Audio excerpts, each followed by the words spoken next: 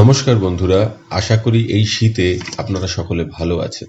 এই বছর অভূতপূর্ব শীত পড়েছে, শৈত্যপ্রবাহ চলছে আমাদের রাজ্য সহ দেশের বিভিন্ন প্রান্তে। এরকমই পরিস্থিতিতে আজ 6ই জানুয়ারি বিভিন্ন রাজ্য কিন্তু তাদের শীতের ছুটি ঘোষণা করল।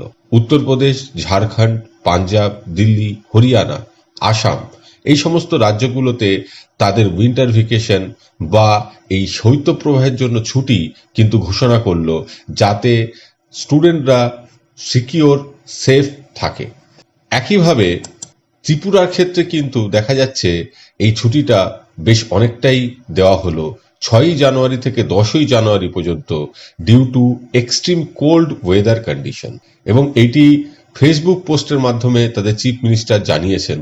ফলে দেখা যাচ্ছে যে এরকম একটা দৃশ্য, যে শীতের জন্য, শৈত্যপ্রবাহের জন্য, যেটা শুনতে বেশ অবাক লাগলেও বেশ কিছু রাজ্যে, উত্তর ভারতের, মধ্য ভারতের রাজ্যগুলোতে দেয় তো বটেই, কিন্তু ত্রিপুরার মতো রাজ্যেও কিন্তু ছুটির ঘোষণা করা হচ্ছে। আমাদের রাজ্য কিন্তু এমন দৃশ্য এখনো পর্যন্ত দেখেনি। কিন্তু সেরকম দৃশ্য কি দেখা যাবে? জল্পনা বিভিন্ন মহলে চলছে। দেখা যাক কি হয়, আপনাদের সামনে রাখবো সে কথাই।